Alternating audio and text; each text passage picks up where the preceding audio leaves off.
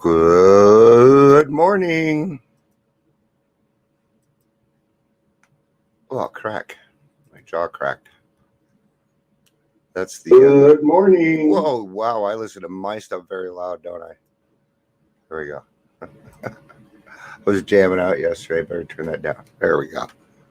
Good stuff. Good morning again. So it's Friday.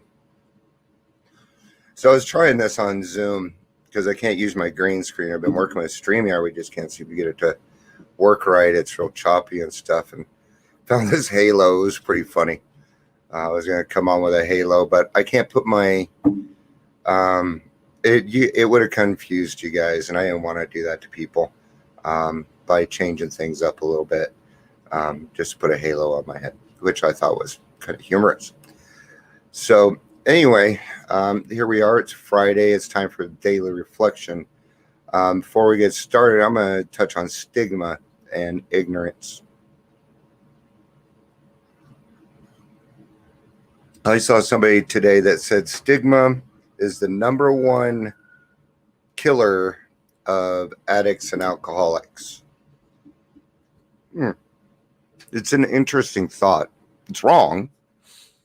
In my opinion, it's wrong. But let's take a look at it, right? Let's take a look at it. So what does somebody with stigma have? So what is stigma? So stigma is saying, well, how can we really trust that person? They're drunk. Why would you make them the treasure? They're drunk. This person's just going to steal and do all this in order to get what it is that they want, right? So we can't hire them. I'm sorry, but so far this just sounds true. Sorry, guys, but it does. Right? So let's take a look at it a little bit more. Right? Now, what are they doing? They're generalizing. Am I correct? When it comes to this stuff, it is a generalization. So we're talking about everybody not using everything, right? That it's a generalization. Okay. A lot of times you can usually tell the difference. Maybe the person's mad. You know what? I had a brother and he was just a freaking loser and I hated him and he's the worst and he made my mom cry all the time and and I hate him. Okay. Is that really stigma? I don't know. It sounds like trauma to me. Negative attitude or beliefs about people with substance use disorder. Absolutely. Thank you, Lori. All right. So a negative attitude or belief. And does that stop us? So, and discrimination, yes. But what I'm saying is, and so I'm gonna get to a point because I agree with you on that, Lori. But I think we need to take a little bit of a different stance, okay? And understand that if we're not truly being honest with ourselves, and if we're not doing the right thing, we can't yell stigma. We don't have that right yet. We have to be truly honest with ourselves. Is this stigma really ignorance? I know sometimes when somebody brings something up to me, and I don't understand it before I used to, I get really mad because I didn't understand it. And then I would just, I'd get mad at you. So what's that balance there? I'm not saying there isn't discrimination. I've certainly run into it. I was in a federal court case for 2 months where we sat down and discussed my alcoholism. Had nothing to do with the case. Okay. But they used that stigma to try and win the case and use my alcoholism against me. So when do we get to cry out stigma, I guess is what I'm trying to figure out. What's that balance? Because I really don't have the answer. I don't have the full answer here. But I do believe that it starts with me, and it ends with me. So I believe in that. So I can utilize that. Maybe I can have a chance to educate these people. Maybe I can ask some critical questions. Well, that'll help with that. I have to be honest with myself that I'm not totally employable. If you were to put me in a sales position, I would not be employable. I need to be honest with myself about that. Is that a stigma? Kinda. But it's not being used against me, so it's not discrimination. Thank you, Lori, for giving us that definition. I should have looked up the definition first. That probably would have given me a much clearer idea. And you guys, this is why this is a we program. And this is why I bring up these topics. I'm learning too. I'm not doing it just to be, just stir stuff up. I am stirring it up, but but it's so that we can learn. This is how we get educated, is by debating a little bit. And Lori and I do that. We kind of take opposite sides. And when you're placing others in a group based on a negative belief, I think we can go with that. I think that's a good generalization for us to kind of place that. Placing others in a group, and it's just so generalized, right? So it's kind of hard to pinpoint anything or one thing on it, and that's what makes it kind of tough. Does it exist? Oh yeah, it exists, you bet. There's a lot of people that I interview that have to stay totally anonymous because of what they do, because of stigma. So but the question is stigma killing more addicts than anything else? That's kind of my question. But let's get on to the daily reflection. We'll think on that. We'll come back on it. Most of us are far more comfortable. Ooh, guess what day it is? It is my mummy's birthday. Happy birthday, Mom. Or I'm going to call her. She might watch this. She watches sometimes. Most of us in the program are far more comfortable with the determination that we won't take the first drink today. Good stuff. Then, okay, determination that we won't take the first drink today. Then we are saying vow, or that we will never drink again, saying I intend to never drink again. The answer to your question is yes. Cool. Thank you, Lori. And I did need to know that. I needed that. I needed that answer, guys. Thank you very much, Lori. I appreciate you debating a little bit with me and us figuring that out. I love the hell out of you. Okay, so we're talking about saying I intend never to drink again is quite different from saying I'll never drink again. The last statement is far too reflective of self-will. It doesn't leave much room for the idea of God. To remove the obsession of the drink if we practice the program's 12 steps one day at a time. And so that's why we take it one day at a time, 1 minute at a time. The thought of never drinking again, when I first sobered up, of never ever drinking again, was way too overwhelming. I had gotten long-term, so, I had gotten 5, 10, 12 years of sobriety before. So I know what that feels like. Coming up on 5, I still kind of ache for that time back, right? But what it really comes down to is I am who I am today. I have what I have right now, and I'm grateful for that. And that's really what it comes down to. Now I'm at a point in my sobriety where the thought of drinking for the rest of my life just doesn't bother me. Okay. But that does not mean it is not a day at a time program. Okay. The day at a time program, because it isn't about the alcohol, it's about the disease. We will continue to fight against complacency, realizing that I'll always be just one drink away from disaster. Okay.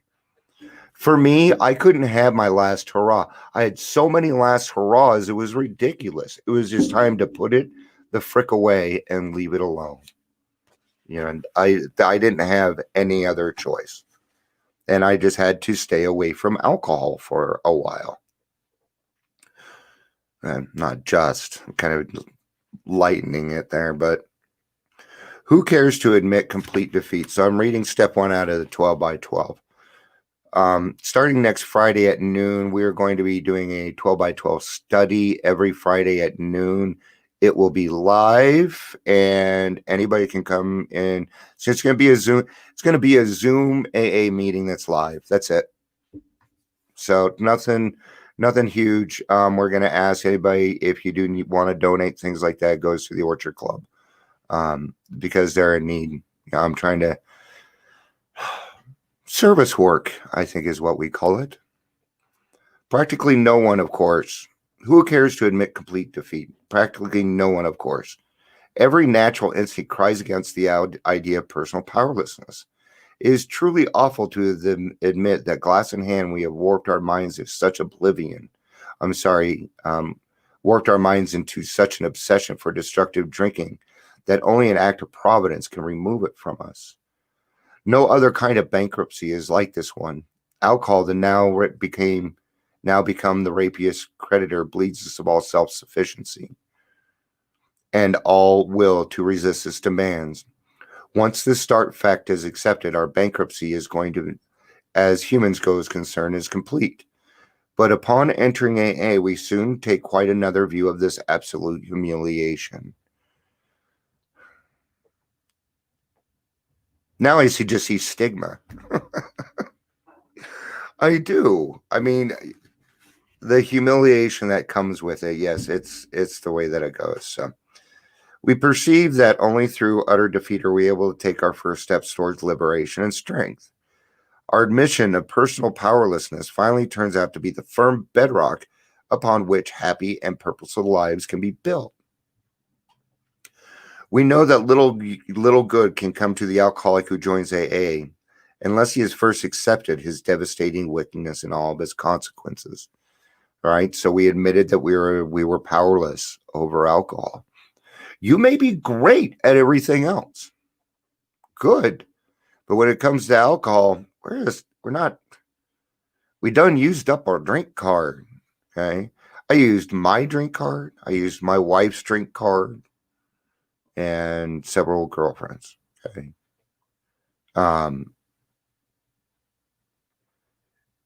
Alcohol had complete power over me. It controlled everything that I did. Everything. Every breathing moment. Okay. Yesterday I was in a meeting. We're talking about emotional sobriety, and people were saying, yeah, sometimes I forget to pray. And yeah, I'm sorry, but I never forget to pray. I never forgot to drink either. I'm pretty strict on myself, guys. Okay. When it comes to that, I put very strict boundaries on myself. I need it. It's okay. I'm fine with it. Don't bother me. And it's the boundaries on me, not you. So, well, I don't do anything until I pray. I have a cup of coffee, go to the bathroom, I pray. Well, go to the bathroom, have a cup of coffee, and I pray. I talk to God until I'm done. And then I will talk to other people. We know that little good can come to any alcoholic who joins AA unless he has first accepted his devastating weaknesses. Until he so humbles himself, his sobriety, if any, will be precarious. Of real happiness, he will find none at all. Proved beyond a doubt by an immense experience, this is one of the facts of AA life. The principle that we shall find no enduring strength until we first admit complete defeat is the main taproot from which our whole society is sprung and flowered. The neat thing is, number one, you're not alone anymore. You know, the very first word is we. Okay, and we do this together. I talked about the difference between sobriety and recovery the other day, and this is it. This is the first step to recovery. Okay, so maybe you've gotten sober. Sober means you've gotten rid of the alcohol or drugs, and you're not using them anymore, which is great. That's fantastic. I love it. But I want you to be happy too. I want you to live a fruitful life. I want my guys to go find their girl and have children and lead a successful life and be a good father and an example to the people around them. So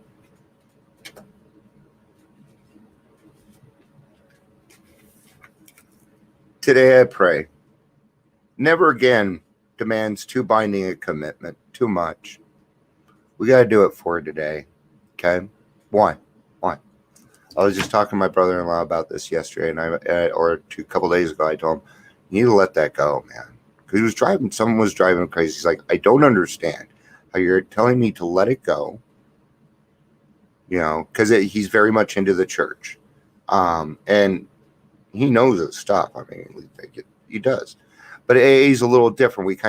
We put things in a different perspective for our our hugely intelligent brains, right? I told him, now, okay, faith without works is dead. So I'm not saying to work on it. What I'm saying is, why are you driving yourself crazy about something you cannot do right now? That is so fucking unfair to yourself. Okay? Don't beat yourself up like that. It's not cool. Okay? Are you going to work on it? Yes. Can you do something better right now? No. So give it to God. Let him handle it till you get to it. Yeah. And he's like, oh, that makes a lot more sense. Because if you just take the saying for what it is, I get a little confused if you're a normie, huh? Never again demands too binding a commitment, even for the strongest among us.